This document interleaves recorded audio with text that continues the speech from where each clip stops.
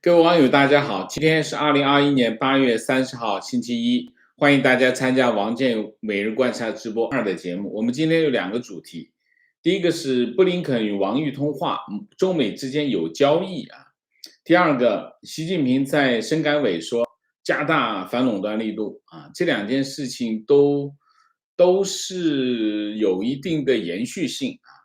先讲这个布林肯跟王毅通话。时间是8月29号啊，就是昨天。那么在此之前呢，发生了2件事情，就是这个通话有2个事件的背景。第一个，美军从阿富汗撤军，然后塔利班重新掌权啊，这是第一件事。第二个，美国情报机构发表这个病毒调查报告啊，这2件事情发生的背景就是他们2个人通话。那么中美2国关于这次通话的这个新闻啊，发表的这个内容差别很大啊。那么美国国务院发言人 Price 发表了一个非常简短的声明。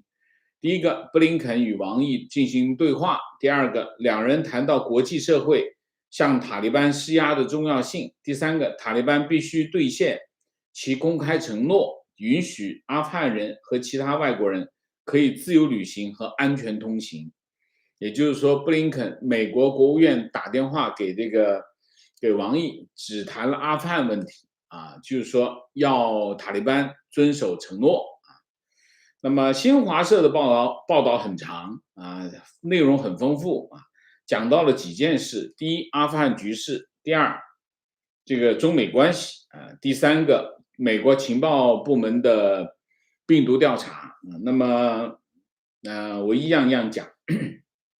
新华社报道，8月29号，这个王毅应约同这个美国国务卿布林肯通话，就阿富汗局势和中美关系交换意见啊。显然这是布林肯打给王毅的啊。那么真的吗？是真的，应该是真的啊。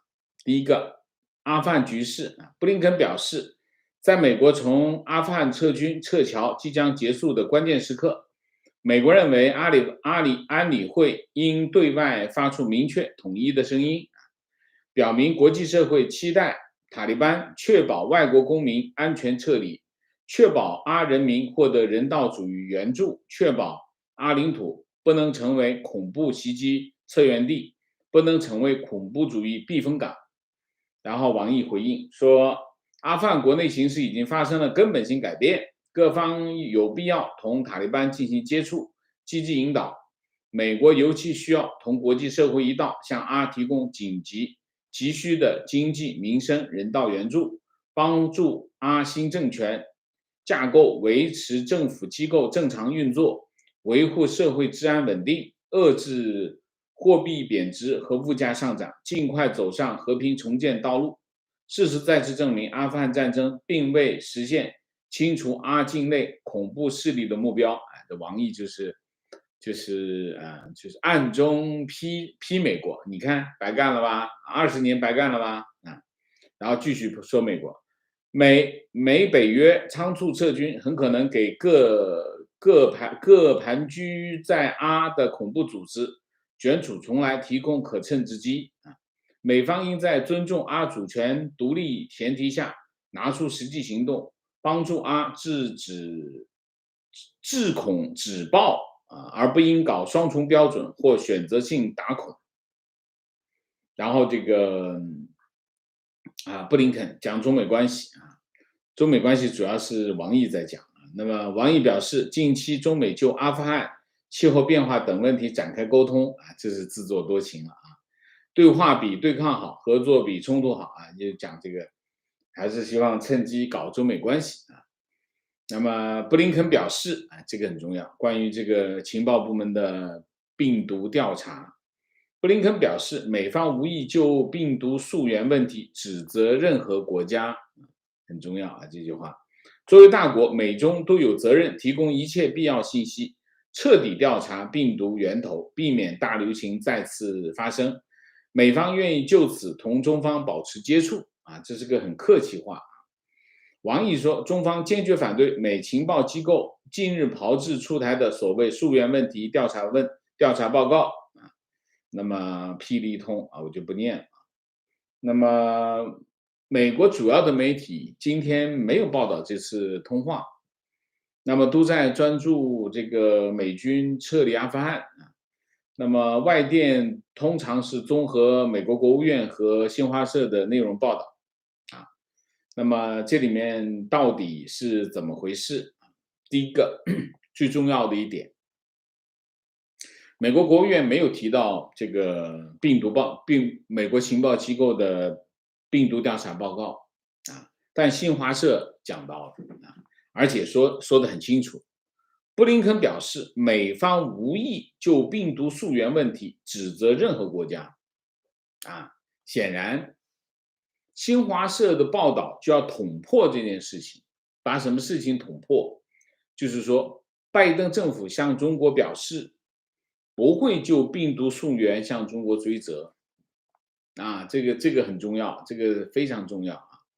就是拜登政府，其实新华社这句话的意思就是，拜登政府至少现在不会不会就这个疫情病毒溯源问题向中国追究责任啊。美国国务院没有提到这件事情，显然美国国务院不想啊，我不说他隐瞒啊，至少他不想提嘛啊。但新华社不是，新华社把这拎出来告诉大家，那拜登政府已经讲了这个话了啊。那这事儿到底有没有呢？肯定有，为什么？如果没有这么大的事儿啊，那美国国务院一定会澄清的。所以这件事情肯定是有，也就是说，布林肯打电话给王毅啊，向王毅表达了一个很清晰的信息啊，就是拜登政府不打算责备任何国家，也就不打算责备你啊。这是第一个啊，这是第一个。那为什么布林肯要向王毅做这样的陈述呢？那么当然是跟阿富汗局势有关啊，这是第二点，就是阿富汗目前的局势。美国需要走啊，美国需要撤离啊，那么现在撤离已经结束了啊，但是在这个撤离的过程当中，需要什么？美国人要离开啊，需要避免什么呢？避免人道灾难。啊，美国对拜登政府来说，目前最重要的就是在阿富汗的事情是两个，第一个，人能够顺利的离开，包括所有的美国人啊，也包括美国人认定的他需要救助的阿富汗人，这两个人离开，同时他还需要保证一样东西，就是美军刚刚走，阿富汗不能马上出现人道灾难，为什么？如果现在阿富汗马上出现血流成河的人道灾难，这个账会算在谁头上？当然要算在塔利班头上，但是美国人会批评拜登政府，你看你走，阿富汗就出现人道灾难，所以美国需要确保他离开之后，阿富汗至少在短期之内不要出现人道灾难，时间长了，美国人一忘记。美国人没长性啊，把这个事情忘了，忘了就忘了，忘了就没事，你爱怎么着怎么着。但是这个时候不能发生。那么这是第一，也就是说，拜登政府现在最需要第一个人撤离，撤离这事儿已经差不多完成了啊。拜登政府做得很好啊，这反映了美国的国力。所以你说一口气在这么短时间内一口气撤离十几万人的，这个不是一个随随便便的国家能做得到啊。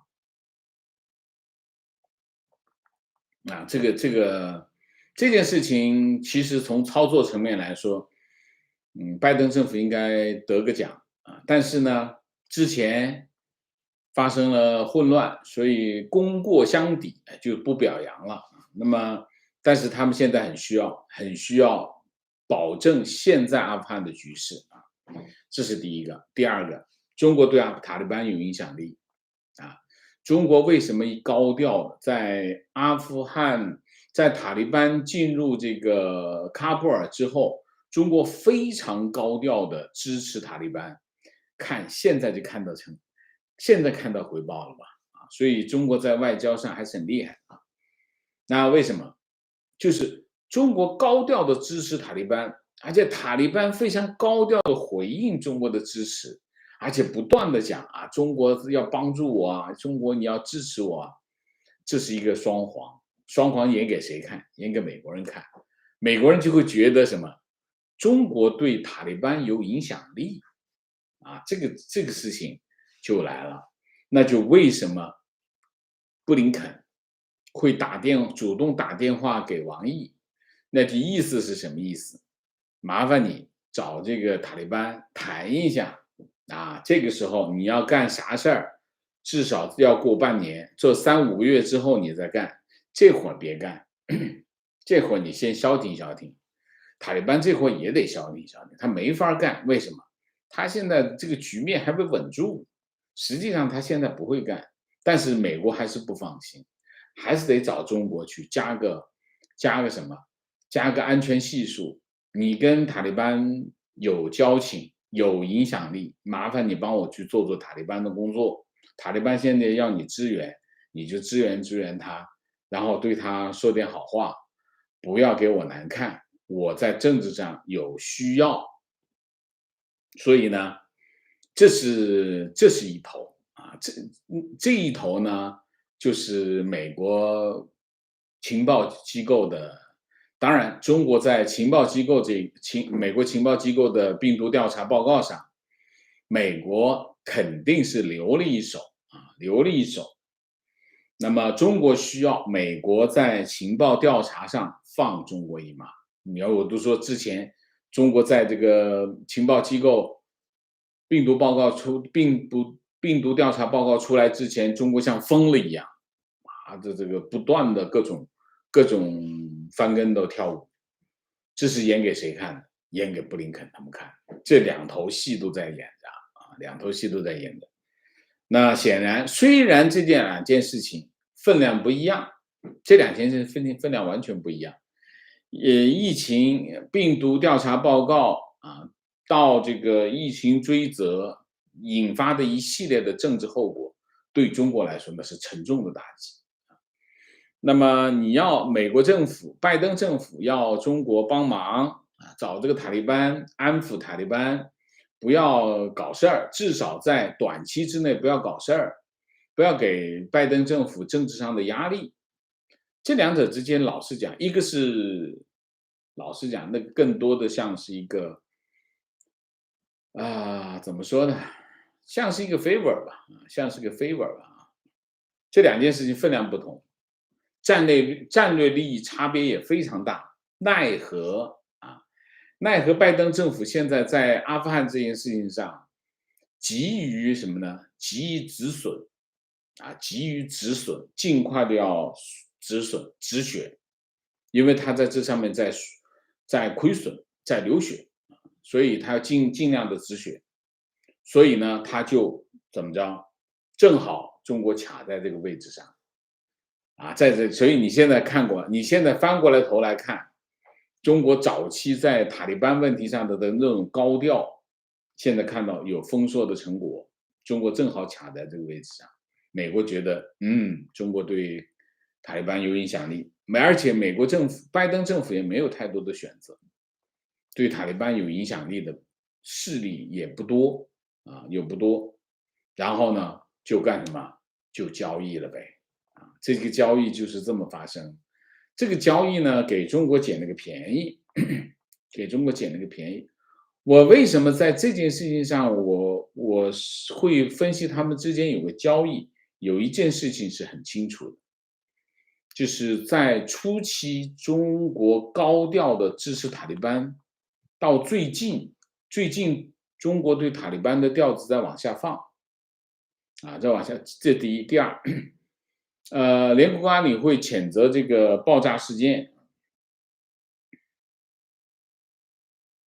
这个投的票决议就是恐怖袭击的谴责，这个恐怖袭击的这个投票，中国跟俄罗斯是投弃权票投弃权票，当然一定会投弃权票，不会投支持票，但是不会投反对票，因为美国死人了所以这件事情上肯定是不会投反对票的投反对票那是作死这不符合基本规则。那么另外一头就是明显的中国的态度，现在的调子在往下放就没有那么高调没那么高调。为什么？交易完了，交易完了就不那么高调了，因为那么高调的话，其实对中国在塔利班的问题上那么高调的后果，其实他是需要付出政治代价，就需要付出政治代价，但是他也知道他要付出政治代价，因为你跟联合国认定的恐怖组织站在一起，当然是要付出政治代价。但是他就算是付出政治代价，他也要这么做，原因背后是有利益。刚开始我们都不理解，我也不理解不理解为什么中共这么奇怪，为什么要跟他站在一起？你现在明白了，他就是把塔利班变成另外一个朝鲜，能够拿来做交易的棋子，大概就是一件这样的事情。那么美军撤离阿富汗，结束阿富汗的20年的战事那么美国国防部在8月30号的下午4点钟召开记者会，很多媒体都说美国是提前了一天完成撤离行动，其实是没有的。为什么？你用美国时间是提前了一天，你用阿富汗时间就没提前一天那么中央司令部司令麦肯齐说，最后一架由喀布尔机场起飞的 C-17运输机在美东时间下午3点29分离开喀布尔，完成这个撤军行动麦肯齐说，美国自8月14号开始将12.2万人撤走，但仍然有将近100名希望离开的美国人仍然留在阿富汗，因为他们无法及时赶到机场。他说，这个撤离行动并非完美，我们无法让每个人想走的人都离开，但我认为再待上10天也无法让每个人离开。那么塔利班的协助非常重要，尤其是在美国撤军的最后几天。麦肯齐说，警告说，阿富汗境内现实大概有2000名伊斯兰国的核心分子。他说，这些人都是被塔利班释放出来的。他形容塔利班是自食其果那么美国联邦航空局说，随着美军完成从阿富汗撤军，美国不再拥有喀布尔国际机场的管控权，除非事先得到许可，否则美国民用飞机不得在阿富汗境内运营。然后美军撤走之后，喀布尔街头有人朝天开枪庆祝美国结束对当地的军事行动。塔利班发言人穆贾希德说，美国士兵离开了喀布尔机场，我们的国家得到了完全的独立这件事情就结束了。那么我印象中是美国拜登政府是想尽快的让这件事情画上句号那么他现在达到了他的目的评价2点。撤军本身，我认为很多人在指责撤军本身，撤军本身一开始是出现了混乱那么犯了低级的错误。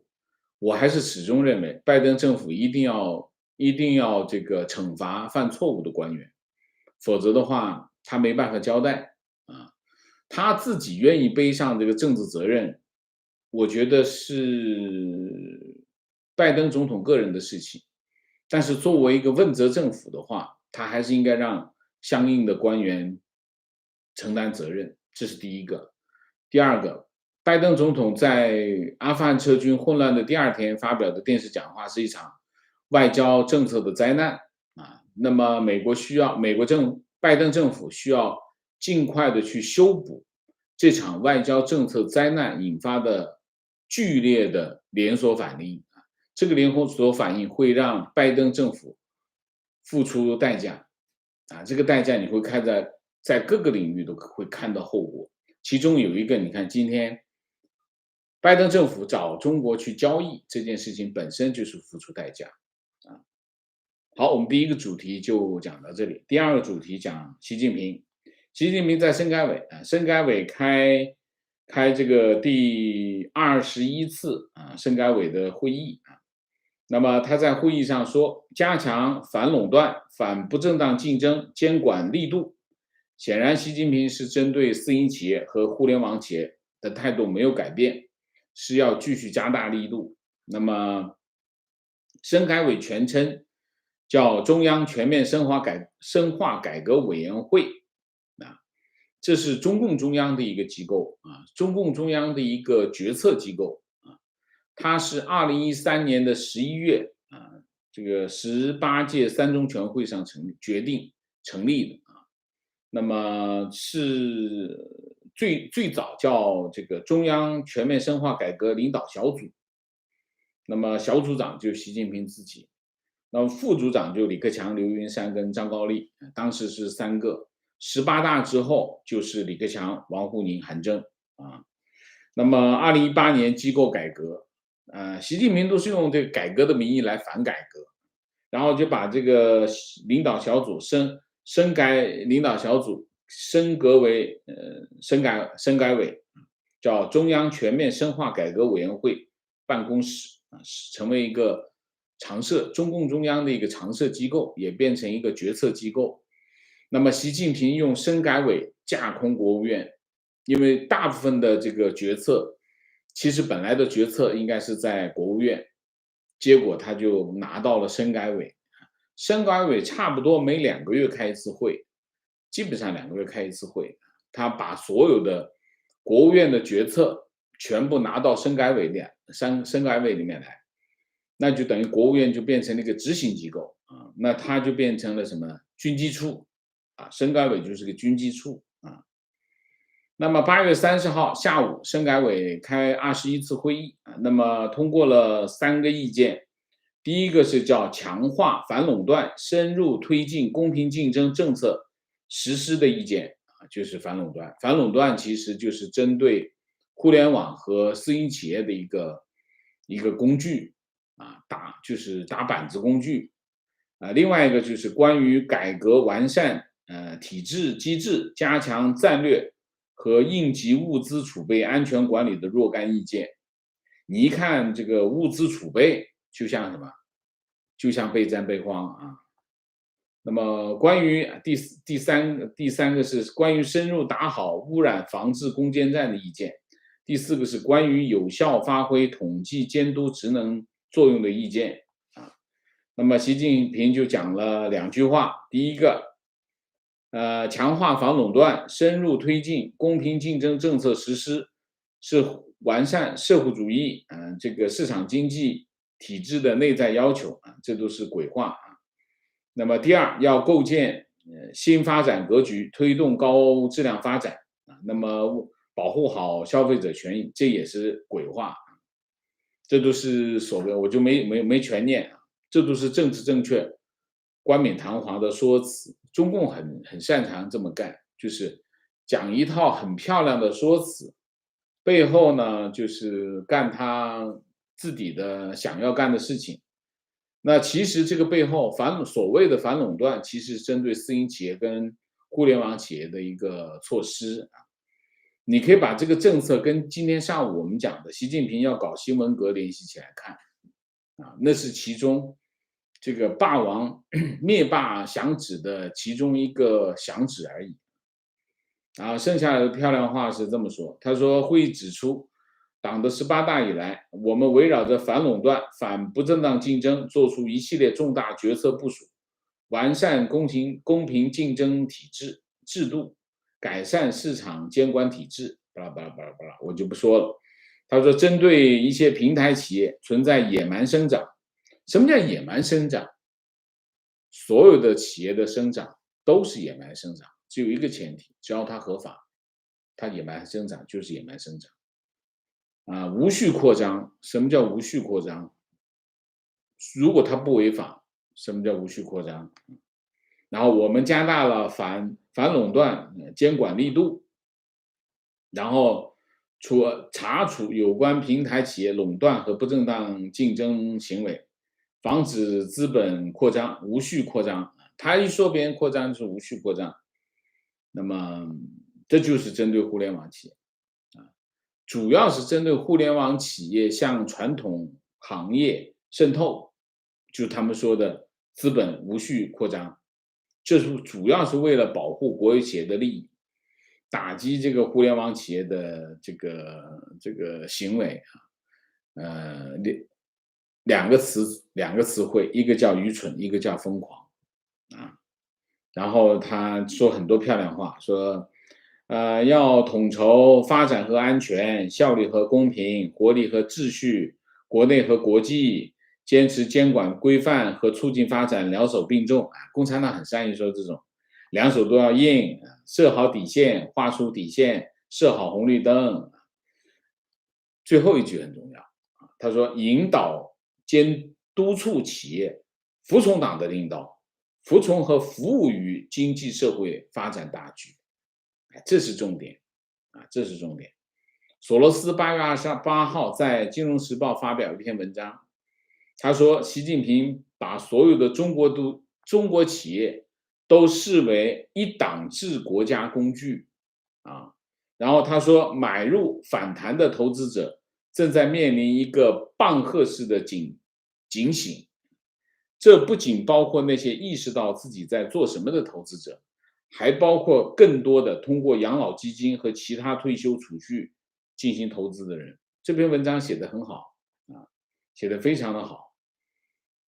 我相信索罗斯的团队跟进的跟习近平最近的这些行为跟得非常贴他分析了习近平的这个经济政策和这个思维特征，推荐大家找来看一下索罗斯在《金融时报》的那篇文章。然后这个深改委说要加大监管执法力度，加强平台经济，巴拉巴拉巴拉。然后四点很重要。第一个，市场准入制度要加快健全。第一，市场准入制度；第二，公平竞争审查机制；第三，数字经济公平竞争监管制度；第四，预防和制止滥用行政权力、排除竞争限制制度等。什么意思呢？深改委是制定政策，他这个意见说出来4条，就是说要尽快的制定一系列的法规这个针对行业的法规。这个行业的法规就是要刚才讲的反垄断、反资本扩张的这个法规4个。那么中国制定的所有的行政法规只有一个目的，就是给政府更多的权利，让政府对付来拿这个工具，把法规当这个工具来对付企业。深改委的这个意见将会深刻的改变中国市场规则和企业生存环境，反映了几点。第一，针对互联网和私营企业的打击态势没有改变。第一。第二，习近平将这个政策上升到国家政策的层面，这第二。第三，根据这个决策，会制定一系列的法规，固化政策。法规是什么？法规就是把政策是临时性的政策可以调整的，可以改。今天发个文，明天再发个文，把前面文废掉，重新出一个政策都可以就是政策是变动性是很大。你一出一个法规意味着什么？就你这政策就固化那么互联网的好日子就结束了。所以大家记住，互联网企业的好日子结束了。那么中国的互联网黄金时代就此落幕这是一个。另外一个就是关于这个物资储备。物资储备一看着这个物资储备，我就想起这个以前经常看到深挖洞广积粮然后就他提到加快建设覆盖全国的物资储备和调运基础设施网络，要加强国家储备基础和实力，要不断的加强，要防范重大风险，有效应对疫情中发挥重要作用。然后会议说，我们是大国，必须具备大国地位相符的国家储备实力和应急能力，统筹解决好处什么、谁来处、怎么处的问题。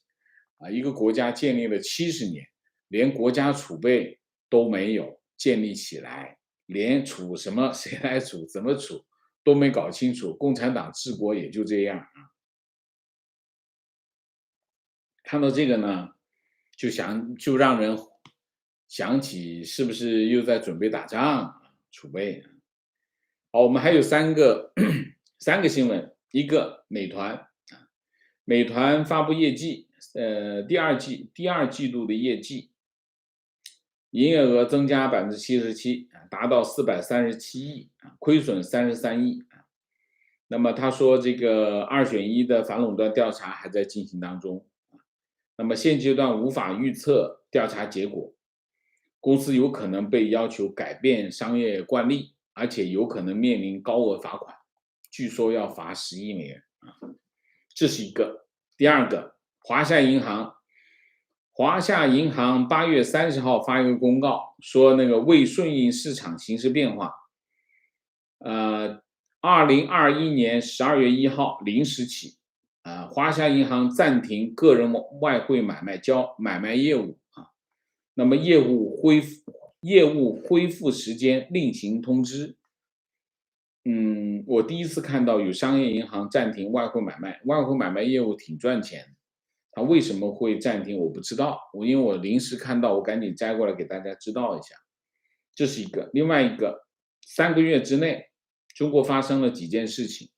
第一件事情，有2996家影视公司破产，有12000多家教育培训机构消失，有11000家旅游公司倒闭，5万家小餐馆关门转让，然后中国有7.8亿人有个人债务，那么其中47.2%的人发生了逾期。什么叫逾期？就是没还，没供楼，没供款。然后这就是现在的情况，好吧？我们今天上午的题目叫经济形势坏的不能说，就是因为他们开始要抓那些自媒体讲经济形势的自媒体，经济形势的确在恶化，好吧？那我们今天的主题就到这里，我们下面进入互动。进入互动之前，温馨提示，请大家点赞，请新来的网友订阅，请大家加入我们的会员，支持我们做更好的节目。明谢一下，Mike 猪，谢谢。情况，现在小学已经开学，发的教材里面包含习近平思想的学生读本。我家孩子5年级发的读本特别注明是小学高年级版。我问过低年级家长，他们没发，预计需要标注拼音之后再发，不知道以后会不会有胎教版。全面学习习近平思想的时代开启了，文革就在前方。观点，我认为文革从未结束，经历过文革的人一直都在我们身边，包括你我的长辈。不是每个人都经历被整，也有人是红卫兵变老，他们是有孩子和后代的。是的，中国的确有很多大好青年，也有清醒的人，但仍然有不少脑子里全是文革思维的人，比如习皇帝。我同时也认为，这种思维实际上已经蔓延到全世界，因为一个没有常识、没有独立思考能力和信息筛查能力的人，不用1秒钟就会变成五毛。请大家务必保持警惕，保持清醒，多看王老师节目啊，谢谢。观点，王老师早上节目，我认为习有认知缺陷，但这篇文章真正说明了习的认知逻辑。未来几十年的路线就是对抗美国，强势崛起，尽可能发展内循环。现在打击教育、医疗，未来处理房地产，消除贫富差距的措施，都是为了获得民心。我认为文革很难，但新文化运动不难。未来需要重点观察个人崇拜的抬头。之前有期节目讲，第2大经济体就算蹲那儿也太显眼，没法躲。那时就奠定了认知，导致了现状。长期来看，习很多时候是阳谋，不是习很多时候是阳谋，共产党就是阳谋。共产党一直是阳谋，只是我们很多时候没有人帮他们去解读啊，解读其实他所有的政策都讲出来，只不过呢，他讲出来的方式是前面漂亮话，后面真的动刀子，后面就没有人把这个后面动刀子告诉大家啊，就是其实中共一直是阳谋。观点文革的实质是毛泽东在大跃进的荒唐行径以后，深陷来自民众和干部群众群体的两方面不满。然而，精通权术的毛精心引导了这两种不满，引导他们相互斗争，一会儿要炮打司令部，一会儿轮到国民小将犯错误，而他自己左右逢源，轮番扮演大救星啊，从而把自己威望推到极致。这一切的基础都是中共政治斗争的残酷性，不是你死就是我活。现在社会中的中间已经是我们80后、90后一代，我不相信这一套斗争哲学。我们热爱和平，甚至娘炮，这是有道理的啊，这也有道理啊。就是说，80后，其实80后、90后吧，至少90后、00后，未必吃那一套，这是真的啊，未必吃那一套，因为很重要的一条啊，我觉得这一条是一个基本性的社会条件，什么呢？就是端中共的饭碗的人越来越少啊，就是说实际上中国变成世界上第二大经济体，中国变成第二大经济体之后，那么端中共的饭碗，就是吃财政饭的人其实是越来越少，不是越来越多。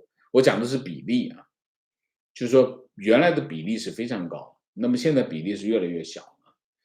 那么这些人都自己挣自己的钱，比如说开淘宝店，淘宝店基本上你可以不鸟政府，当然政府会鸟你，但是基本上你还是就是没有吃体制饭，没有吃体制饭，那对中共的那一套不一定那么买账，这个是我们现实的一个基本状况。情况言论平台品聪从北京时间昨天下午已经挂，结合最近严厉的打击财经类言论自由，以及今早王先生分享的大字报，加速收紧是全方位的。是的，观点习的一系列动作其实很好理解，他的下一个目标就是台湾。我不觉得，又来这个，又来这一套。总是有人把习近平的疯狂和台湾联系起来，然后用这件事情导向到对台湾的压力，我不同意。情绪，拜登的一系列迷之操作，让中共意外获得一个地缘政治的博弈工具——阿富汗。怪不得之前华春莹会说拜登关于台湾的表态是口误，其实应该就是与之前桌下交易的表态不符，否则怎么会轮到华春莹说美国总统口误？观点不同意王老师的说法，塔利班没有能力控制整个阿富汗，至少还有2个组织可以和塔利班对抗，比如 ISIS， 美国人没那么蠢。疫情溯源的后果跟阿富汗不可同日而语。我觉得如王老师之前说的，不理解的做法肯定我们没有看到的理由。不过还得承认 CCP 的能力超过我们的想象。当然你可以不同意我，我也不同意你啊。为什么？你没有反驳我，你没有反驳我，你要拿事实来反驳我。你可以不同意我，但是你没有事实反驳我。塔利班没有控制整个阿富汗，你可以说塔利班没有控制整个阿富汗，但是他的确获得了政权啊，他获得了全国的政权啊。你现在至少，虽然没有人承认他，但是阿富汗政权已经不存在了，这是事实啊。连美国都不承认阿富汗政权，你说什么情况？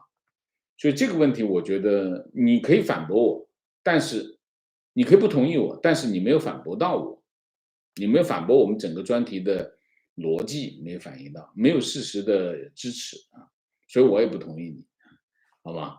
情况今天听美国 NPR 广播报道，中共封杀明星的事件的时候，来自纽约的一个大学教授作为嘉宾，评论到饭圈文化有很大的危害，很多明星行为不良，不拉不拉不拉，只字不提中共的独裁问题。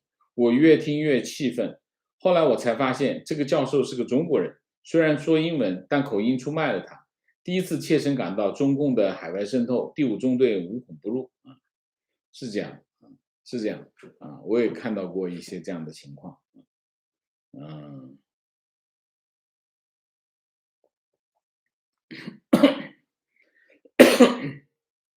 观点：习想发动文革不一定能搞得下去，他企图利用粉红小将，其实很大一部分也是圈粉文化深度参与者和网络游戏迷，这些人都被他打到了，不见得能迎合他的旨意。习式文革更有可能演化成为一种法西斯纳粹主义，利用民族主义导向针对美国的仇恨和批判。他一直在做，没停过。中共建政到现在都没停过，对吗？你说呢？观点：从党庆中的舞台设计，游行中大大的习主席头像出现在中间，生怕人民不认识他一样，看着像极了金正恩模式。现在习思想副本还出现在中小学课堂，党的教育已经从娃娃抓起，之后个人崇拜会顺理成章。因为想发声反对的绝大多数被维稳式的灭声。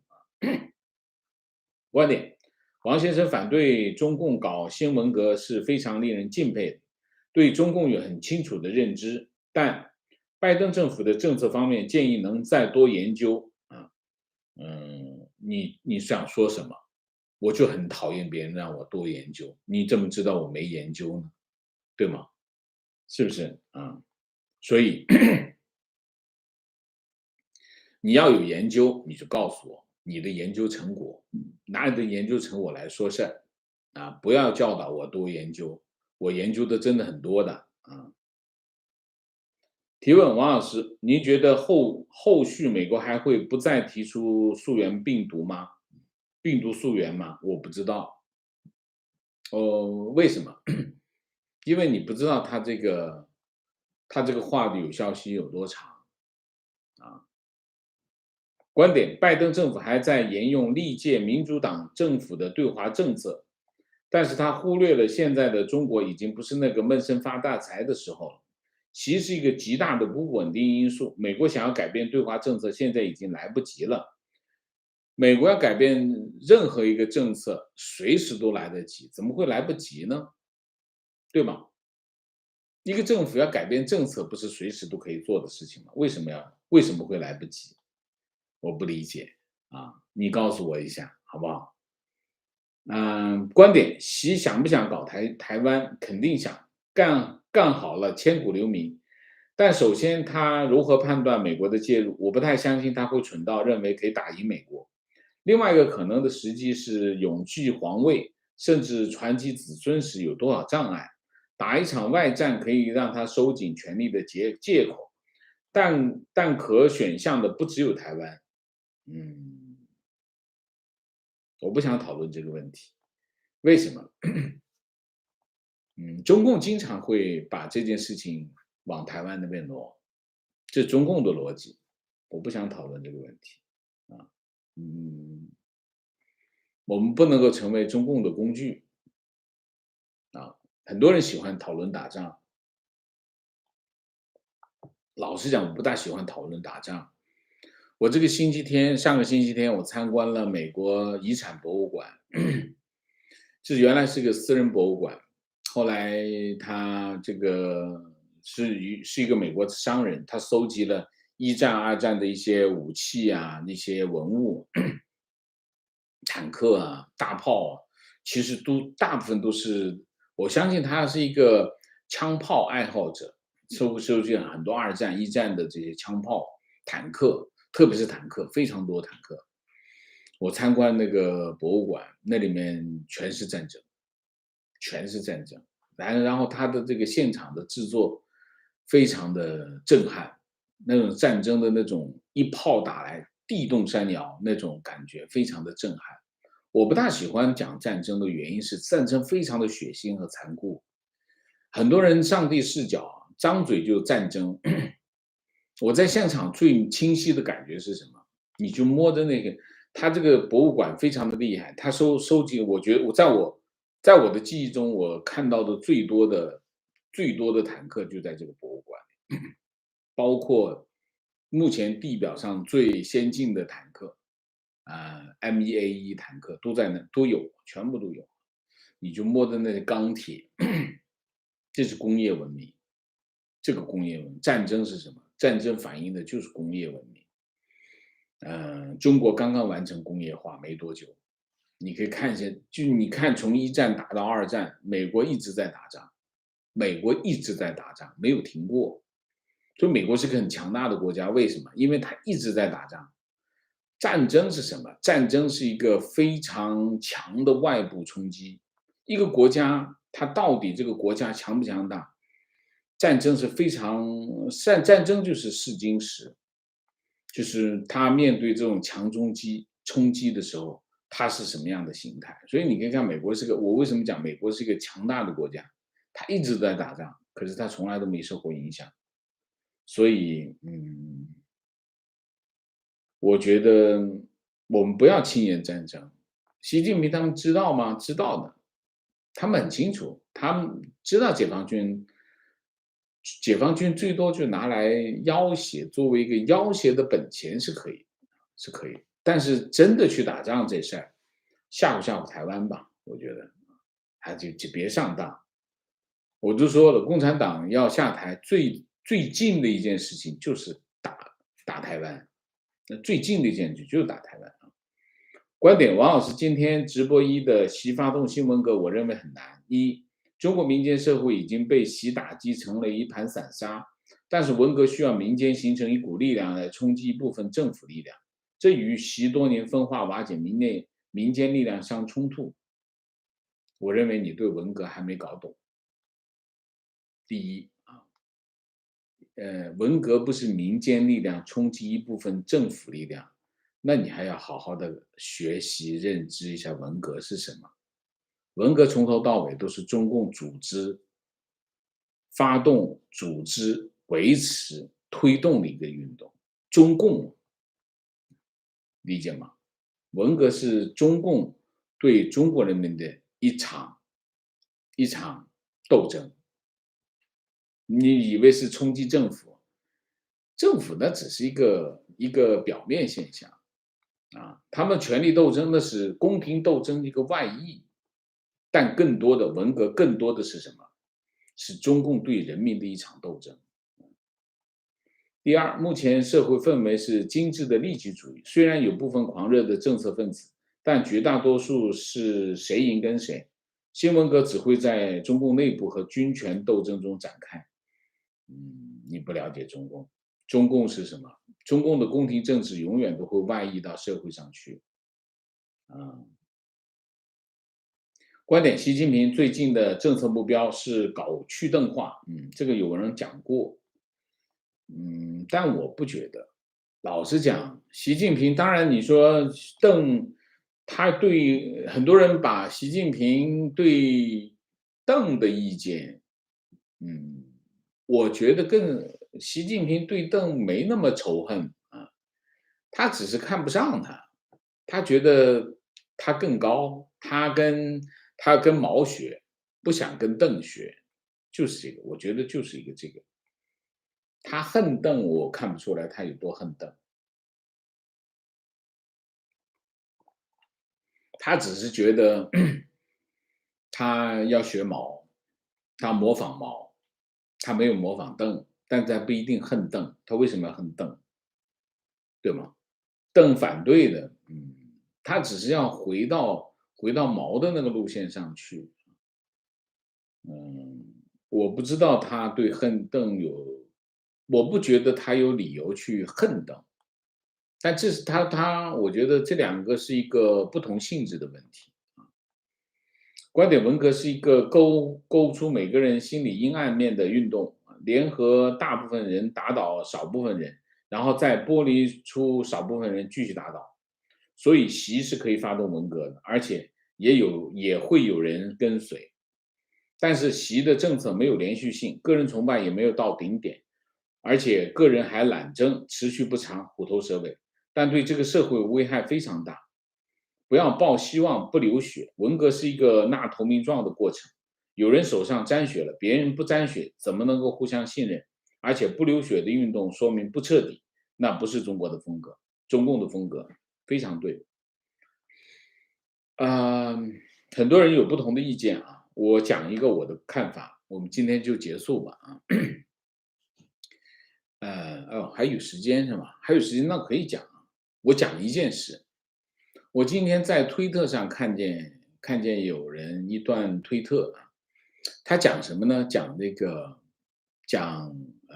高晓松啊，高晓松被整，高兴，高兴坏了。这个高晓松就是个坏人，就是要搞他。你看他拍马屁呀、各种拍马屁，各种舔共，做了很多坏事。好，现在共产党搞他了，好，非常好。知道为什么会有文革吗？就是因为这个，就是因为这个啊。为什么？我们看，我不讲赵薇，我讲高晓松。高晓松我也看不上啊。高晓松拍中共马屁，建党百周年，这个中共100年党庆，他也跑出来去舔共，做的非常的肉麻，大家看不过眼，看不顺眼。然后呢，现在他栽了，他栽了的原因是什么？中共要收拾他。然后旁边就有人叫好，叫好为什么？因为他之前干了一些我们不认可的事情，但是其实中共是因为另外一个原因去收拾他。这就是每次中共文革成功，中共每次搞运动成功都成功在这里。我还是那句话，如果我们要求被害者被中共打击的都是被害者，你记住，都是被害者。什么理由不重要，只要中共认定了这5%我要收拾他，他一定会找出一些理由安在他的身上，旁边人就有人鼓掌。这就是文革。为什么我认为文革会有发生的可能性，就是这个道理。中国人现在缺乏的是什么？缺乏的是常识。什么叫常识？这就是常识。我们仍然要反对中共收拾高晓松。为什么？我们要反对中共用这种方式去收拾高晓松。文革，这就是文革。如果我们赞成中共用文革的方式对付我们反对的那个人，如果你是这样的人，文革就会发生。理解吗？所以很多人在分析这个原因，那个利益的问题，那个心理的问题，那个思想状况的问题。其实中国人发生文革的最重要、最根本性的东西是什么？是中国人普遍的缺乏常识。当你缺乏常识的时候，你就不知道应该赞成还是反对一件事情，你的标准是不存在的。所以你可以看，我今天看到还是一个大 V 呢，啊，这个看到高晓松被整，这个喜形于色。我有这么大的大 V，怎么连这点常识都没有？如果你可以支持中共用文革的方式对付任何一个人，包括你反对的人，包括你讨厌的人，甚至一个杀人犯都不行。为什么？因为他在用文革的方式对待他，他就会用文革的方式对待你，对待任何一个人。你要反对的不是你对付的，你要反对的不是你对付的这个人，你要反对的是这种方式。他用这种方式做任何事情都要反对，就像我们反对他不可以去限制学生的玩游戏的时间一样。为什么？很多家长鼓掌这个好，我管不了这孩子怎么办？那这个政府规定这个一个星期只能玩3个小时，太好了，我就这个正好帮我把这事给解决了。啊，文革是怎么来的？文革就是这么来的。为什么？因为他没有意识到这件事情反映什么？政府介入了私欲，侵犯了你的权利。侵犯了你的权利的时候，意味着什么？他可以做这件事情，他就可以做其他的事情。当他可以做其他的事情，他可以做任何事情。这就是文革发生的前提。我刚才讲那个网友，还以为文革是什么？文革是老百姓去冲击政府，文革从来就不是老百姓去冲击政府，所有的推翻政府、砸烂公检法都是中共自己干的，是他们权力斗争、宫廷斗争的一个外溢，跟老百姓没有1毛钱的关系。中国的老百姓没有砸烂公检法，是中共用老百姓的手去砸烂公检法，干掉这些老干部。你想一下，你一不受控制，就把你抓起来。你看看整个文革史，所以我们很多网友需要干什么？我们很多网友需要去重新认知文革是什么。我们现在的脑子里装的那个文革的概念，还是共产党装进去的，不是那样的。文革并不是那样。好，我继续读大家啊，我以为没有时间了，还有点时间啊。观点不仅仅是80后、90后反感 CCP 这一套，还有70后、70年代这一代受过高等教育，基本超过50%在外企工作过，是了解西方的，只是因为各种原因不发声了。但是，一接触到他们的底线，比如高考问题、升学问题，反弹不可想象。比如南京家长因为高考名额被调西北而集体冲击市政府。OK，情况加问题。上周汪洋带队参加西藏解放70周年的活动，有自媒体解读为汪氏接班人，理由是50周年是胡带队，60周年习带队。请问王老师如何解读？可以习去，也可以习不去。汪洋去，汪洋是政协主席，搞统战工作。少数民族也是他。我看不出来汪有接班，接班人是接谁的班？是接习的班还是接胡的班？接胡的班是可能性很小，因为都是政局常委。你说让这个常委去接那个常委的班，讲不过去。接习的班我听过。我觉得我觉得汪洋呢是被政协耽误的一个总理。他原来本来应该是他去当总理，但是他错过了，我觉得错过了就错过了。我不觉得汪洋会有机会。很多人在捧汪洋，但我觉得我没看出来。汪洋上次参加了这个叫什么经贸委的会议。经贸委的会议，我当时解读的是要做一下这个叫什么，做一下企业家的工作。但现在来看，他参加那次会议是有点怪异的啊。但是由此就能够解读汪会接班，似乎又理据不足啊，理据不足。所以他政协主席，他带队也没有错，所以并不能够达成这样的结论。观点：墙内中国人的苦难，在未来20年，随着习年龄的增加，依照他的心胸，他会学毛不断的折腾，排除异己，考虑自己的意识形态的接班，直到死那天。OK。观点：战争的摧毁性和残酷是有目共睹，劳民伤财。而且 CCP 经常说14亿人组成的血肉堡垒，这是对内洗脑。当今的战争已经可以做到精确斩首，而且不伤及士兵，所以 CCP 高层比百姓更惧怕战争。提问：民主的阵营一说再说，香港的失去，阿富汗美国白干20年，缅甸军政府执政，难道世道轮回？王老师怎么看？世道轮回，这跟世道轮回没关系吧？我在那个博物馆看到了一个，哎，我猜，看到了一幅画，看到了一个宣传画。这个宣传画是这个什么呢？是当时的一个宣传画。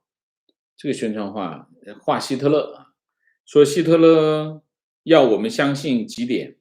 第一个，说美国的民主正在式微，正在下降。说这就是东升西降。希特勒讲的这番话跟习近平讲的几个话非常的像，一个讲这个美国的民主正在式微啊，第二个讲他们这个纳粹式的社会管制正在上升啊，然后还讲了些什么？他的这幅画其实，然后讲这个全世界都会模仿德国，这个是希特勒当年做的对外宣，就是纳粹的外宣也在做，现在中共当时已经做了中共现在做的这些事情。纳粹不是败了吗？世道轮回，我不知道你说的世道轮回是什么，我还是坚信人类社会会朝着自由、民主、人权的方向发展，啊，虽然中间会有很多的挫折，会有很多的失败，但是最终不是。二战结束的时候，世界上的民主国家只占10%左右，现在占90%以上，对吗？集权国家也剩下那几个了，对吗？所以世道轮回讲的是什么？情况：言论自由和经济不容乐观。一、微信校友会群需要实名，而且联系方式、工作单位等信息。二、个人银行转账超过每月5万元，每天1万元，需要多种证明，包括使用用途。提问：如何避免孩子成为新民粹主义的受害者、牺牲品？这是当前中国家长的难题。这倒也是。这一直有人问这样的问题，没有别的，就是家庭教育呗，家庭教育把自己提升，就是耳濡目染，只能是这样啊。观点：墙内多年的党天下、党思想洗脑，大部分大学生已经丧失对时政的敏感和反思。CCP 说什么就信什么，再加上强的没有司法独立。只要 CCP 党专政下去，腐败对百姓严管，维稳是必然的。党内各大利益势力暗暗相争，受苦的永远是老百姓。所以天天鼓吹美帝亡我自心不死，其实是专制对民主体制的较量，就是不给老百姓了解真正的民主、民权和民生。王老师背后的背景干净了2天，又有凳子乱了。OK， 好，我搬走。为什么？一定要很干净是吗？好吧。明谢 TT， 谢谢。好，我们今天的节目就到这里，感谢大家的参与，我们下个节目再见。再见之前，请大家点赞，请新来的网友订阅，请大家加入我们的会员，支持我们做更好的节目，做更好的自己。谢谢大家，谢谢。